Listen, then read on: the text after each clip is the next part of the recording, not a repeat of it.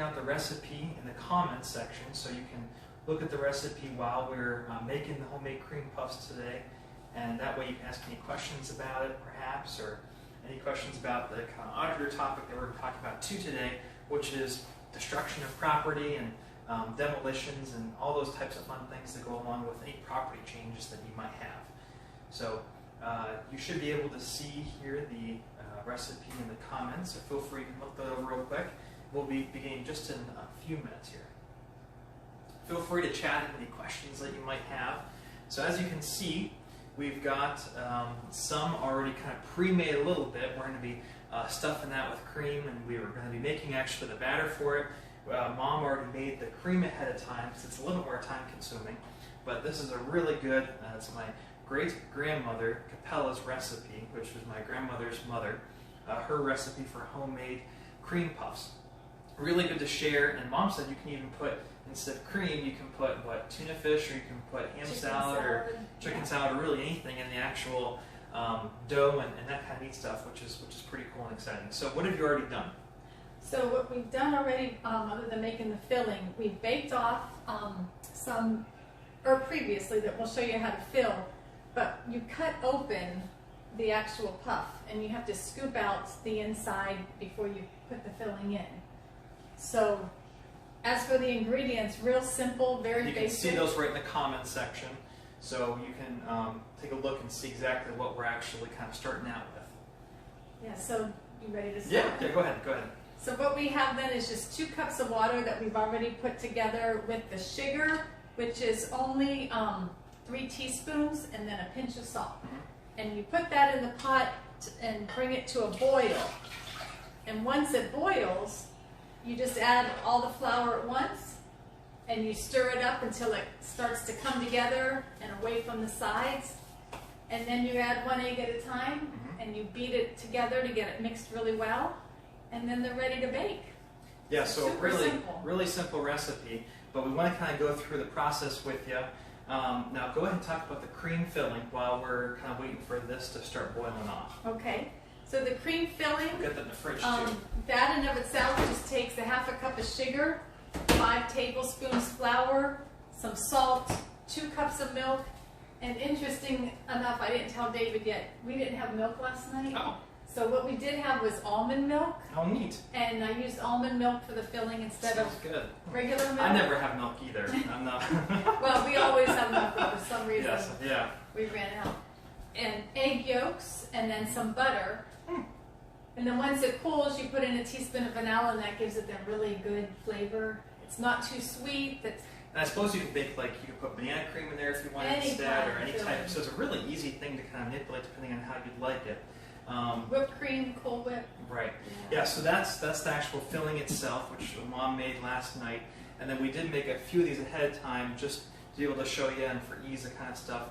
We've already turned the oven on. It's heated up to 400 degrees. Recipe, as you can see, says to start it at 450 for about 10 minutes and lower it down to 400 for the next 20. And they come out really kind of soft and wispy, which is pretty cool. Why did we reduce it this time? Well, so we're going to try something different. These are pretty hefty. As you can see, they're big.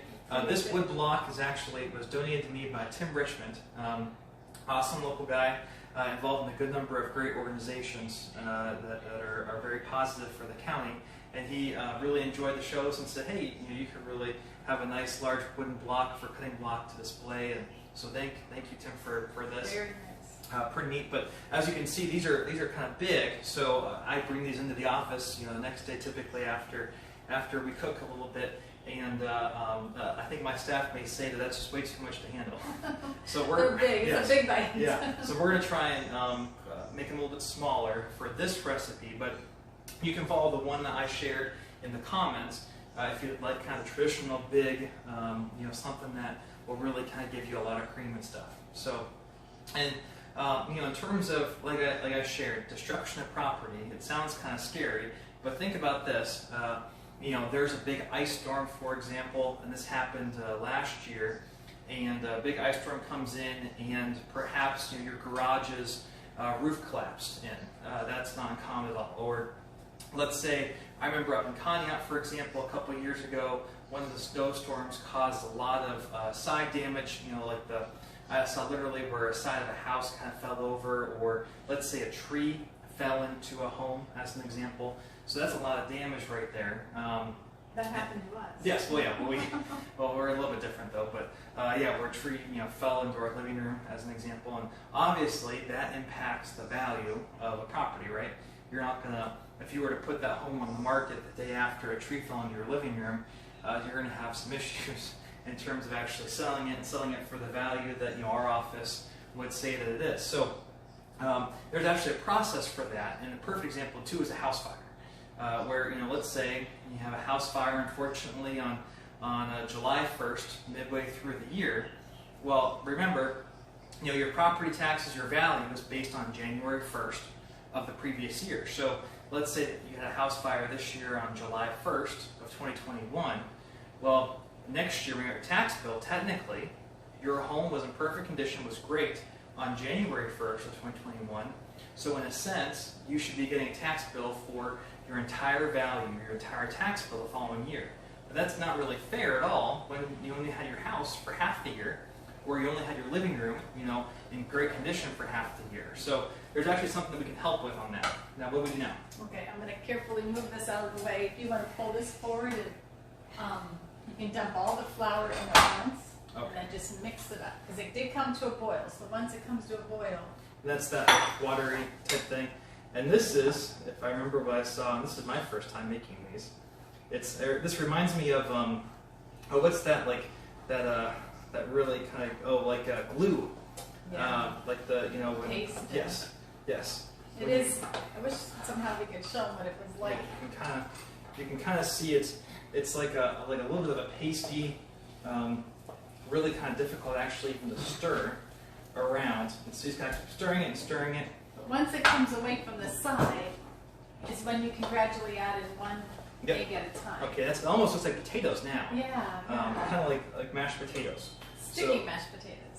I'm going to gradually, what do you say? Gradually Just put one one at egg. a time, and then mix it real well, and then add another one. Okay, you go ahead and mix while I. Okay, so we're going to put one egg in at a time. Oh boy. We're having trouble here. But, Okay. okay, Oh, that's one egg. Yeah, that's good. And then you're just going to put one in at a time, but tell me when my time is.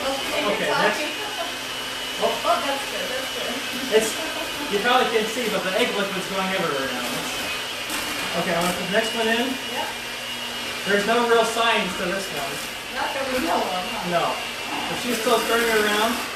It still looks like mashed potatoes. It looks really good. I'm going to put the last one in. Okay, so all the eggs are in. So you beat it until it's nice and smooth. You don't want any lumpy potatoes or lumpy cream puffs. Yeah. You want to bring the cookie sheet Okay. up there.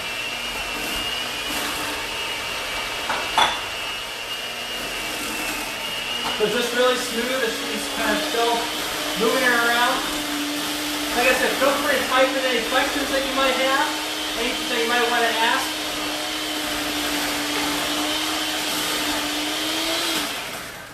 Okay, I never know how long to beat it and how Well, much. so it looks really good. So now we're just going to Oh, sorry. kind of take a spoonful. This is just an ice cream scoop. The recipe calls for a fourth of a tablespoon, but we're going to make ours just a tad bit smaller this time and see how that kind of turns out and what that might look like. So, Or a fourth of a cup. or a fourth of a cup, not a fourth of a tablespoon. See, a fourth of a tablespoon would be pretty small, but these are smaller than what we did for this batch here. But we think that might be a little bit more manageable and something. These would be perfect for a dinner party or perfect for like a holiday party, where it's more than just a snack; it's a full-on You need another spoon. kind of dessert. to Okay. scoop it out. No thanks. So that property destruction. So let's say, like I said, you had that house fire on July 1st. Well, really, it's not fair that you're being taxed in a sense for the entire year when you've had a change. Or let's say that you decided to demolish your garage on July 1st. It's not fair that you're going to be taxed on the entire year. So there's a process And I've linked the form in the post. There's a form on our website. It's called the Property Destruction Form. And what you can essentially do is you can fill out that form. It's a very simple form. And that tells us when the house fire was, or when you demolished fully your garage, or when something changed for your structure so that the value can be assessed differently. And that will actually kind of trigger one of our appraisers to go out to your property and to take a look and see kind of what the change of the property is. So that's one sheet. Yeah. Okay, so that looks really good. So now we're going to put this in the oven. Remember, the recipe called for 450 for 10 minutes, then you lower it down to 400. We're going to try with these smaller ones, 400 for 10 minutes, and then lowering it down to 350 and seeing how that works. So we'll do the other sheet now too. So that form essentially tells us, hey, there's a change, and you can fill it out. It's very simple, very straightforward, and then we'll have an appraiser come out. Now, unfortunately, we can't ourselves. Oftentimes, Melanie in our office, for example, is great with this. There's a house fire. She sees in the paper. She'll check the paper every day. She'll send a form to the property owner. Or, if let's say that we drive by, property and we notice, because we drive by it every day on our daily commute, we notice that there's no garage there anymore. Well, we can't ourselves, midway through the year, make a change like that will affect your value for the following year. You're going to have to do that yourself, unfortunately. There's a bill in the state legislature that's actually pending right now that would allow us to do that, to be able to help. For right now, you've got to fill out that form on your own. Or you can come in and fill it out. We've been more than happy to walk you through that too. And that will change your value. And that's the only way to change your value midway through the year due to destruction or due to something along those lines. So we've got a whole other sheet filled. So I would say, let's try something different and see what happens. Okay. I read it in another recipe from my Aunt Dolores. If you take like a teaspoon and you dab it on top of one of them, and then it gives like another mound. Sometimes they come out, like you can see with this one, kind of puffed on the top and then flat on the side, when they all should come out puffed up in the center. And she said to add a teaspoon on top, and that should hopefully fix that. So some of these that might look a little flat, if we add a little bit on top, yeah, we'll try that we'll out have and to see. see. Yeah. It takes 30 minutes total to bake. Right. 10 minutes at the higher temperature, then 20 minutes at the lower temperature. So yeah, we can try that out. That's the part of the fun thing, is just experimenting and seeing. And as I've found, giving out sweets at our office, very rarely do people get upset, or I've made some things that aren't the best. But everyone loves something that's at least a little bit tasty, a little bit sweet, and that they can have as an afternoon snack. So that's destruction of property form. What that allows us to do is decrease your value. So let's say it happened on July 1st, that fire or the removal of the garage. Well, then you'll essentially be prorated. The value of that garage, or the value of that home, will only show up on your tax bill for the following year for 50%, let's say. You're only going to get half of the value because you only were able to use that property for half the year. Let's say it happened in October, well then 3/4 of the year. Let's say it happened on January 2nd, same type of thing. It's going to be kind of prorated based on when the destruction or when the fire was. So it's very important. A lot of people don't know, I see house fires, unfortunately, all the time, or different destruction all the time online, on Facebook, and I try and send them the forms too, and different things, but the more people that know that this is actually something that can benefit you, and that you can take advantage of, the better, for sure. The question kind of often is asked, well, what type of destruction qualifies for this ability to decrease the value for this type of credit? And it's a wide variety, so we'll just leave this here for right now. So let's go ahead and let's start filling. Yeah, do you want to show them how we cut yes. the one and Yeah. then scoop out the center? So the idea is, there's two different ways, like Mom said. You can cut them in half, scoop out the inside, and then fill it like that, or just put a hole on top and fill it like that. So by cutting out the middle, you have more room for cream. And how this recipe is done, there's actually a little bit, it's not undercooked by any means, but it's not as cooked as the outside. And so you can just scoop out kind of the inside a little bit, and that leaves more room. And that's good to eat by itself even, or put some of the filling on top of it. And then you would just scoop, and the filling is, smaller spoon. well, that's fine. The filling is kind of like a Jello almost. And so then you just close it in like that, and you leave it right there on top. Go ahead and fill the this, yeah. And I'll cut one more like this, because these three I think we're gonna poke holes in. Yep. And these ones we're gonna cut a little bit more. So there's two different ways that you can kind of do it. Both, it just depends on what you'd like to do. Obviously, cutting them open takes a little bit more time, but like I said, you get a little bit more room for for the cream, and you can do a little bit more with that. So Mom's doing a pastry thing. What's that called? Pastry bag? Yes, yeah, pastry, that thing. So in that case, then she can just do the kind of, just like that, right? Yeah. Yep. Well, that's a lot of cream. I probably should have mixed it up. I made this cream last night, and it did set really nice, but maybe we should have mixed it up a little That's more. fine. So go ahead and do the hole. So take one of the ones that you didn't cut a hole in, or cut them in half, and just kind of poke this in the side, and squeeze, and then you'll see it, I don't know if you could tell, but it'll puff up, and you'll feel it puff up, and it gets filled with cream, and you have a little bit of cream there on the side, and then when you're all done, we dab them with powdered sugar. Yep. To make them extra. So that's what's in here. So you actually will cover it with powdered sugar, just to kind of give it a little bit extra flavor, a little bit more. Little sweetness. Yeah. More sweetness. So let's keep doing these. So yeah, definitely, take a look. Type of property damage that would qualify for this. I like to tell people, put yourself, as we always say in our office, put yourself in the mind of a home buyer. What type of damage would significantly change the value? And remember, $1,000 change in value, you're talking maybe $10 in taxes. So that type of change, it's hard to quantify as well with what that would actually mean. And B, that type of change, $1,000 in value, may only be a $10, $20 change in your actual taxes owed for the next year.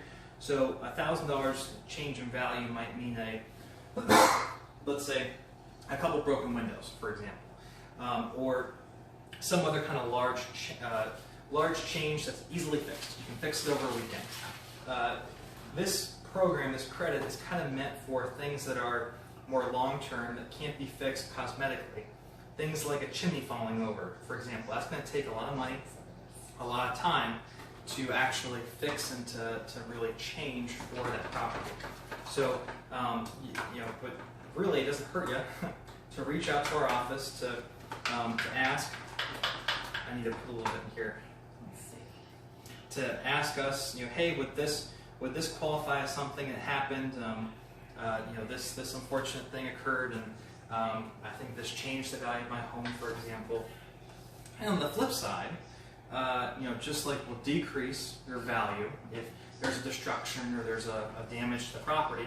Well, if you put up a garage on July 1st of the previous year, it's very possible that we could add that as an improvement onto your property midway through the year. And we'll go through, we don't chase sales, so for example, a home that sells this year here in 2021, that value will not change until our next update or revaluation, which will be in 2023. But if you were to add a garage or you were to add an addition, well, we will track building permits, we'll track zoning certificates, and we will add that because that's an improvement onto your property. And that would significantly change your value, perhaps, depending on the type of improvement. So I think we've got them all. I think so. So you can dab them with powdered sugar. So this little fancy thing, just how many? Okay, we still got min 20 in there. So this thing, you just. And you can load it up too. And it really kind of adds to the texture. It makes things really kind of pop, and it adds to that whole aspect of presentation, right? Yes. And it makes it taste even better too. So that is a cream puff. in a quick nutshell. Very easy, simple. You can change up the variety. You can add banana, you can add chocolate, you can do different types of fillings, you can even put, like Mom said, ham salad or chicken salad or different things inside. So really kind of a neat, tasty treat that we wanted to share with you. And as I shared the link for the property destruction form, very important that if you or someone that you know has an issue with the property, that you reach out to us, that you talk to us. Order revision is always an option too. That's the following year, where someone can come to us and file a board revision formally between January 1st and March 31st, and say that hey, previous year my chimney fell or my garage caught fire or something like that. But you're already going to receive one tax bill, and you're going to have to pay that first half. So it's always better to make those changes in the current tax year. Now this first thing, so we're going to lower it down to $350. Timer off, come back. I'm still showing Mom how to use my oven. Timer, 20 minutes. Perfect. I love your oven. I think it's a simple oven, but it does take, I guess it takes a little bit of time. So we appreciate you taking the time this afternoon with us. Oh, yes, Carol just comments that I didn't give an address, so she couldn't stop by the sample. Well, I apologize. Carol, you were at my house for 4th of July 2 years ago, so same spot. But we have these treats. We'll have them at our office tomorrow in Jefferson. Can't guarantee it they'll last too long, but you're always welcome to stop into our office. Like I've told everyone and been very proud of, we've never closed our doors to the public during this entire year in the pandemic and everything. We've always been open, always been accessible to people, and I think that's really important. That's been a big promise of mine. So you're more than welcome to stop by any time to taste them out. Always message if you've got questions or concerns or different things.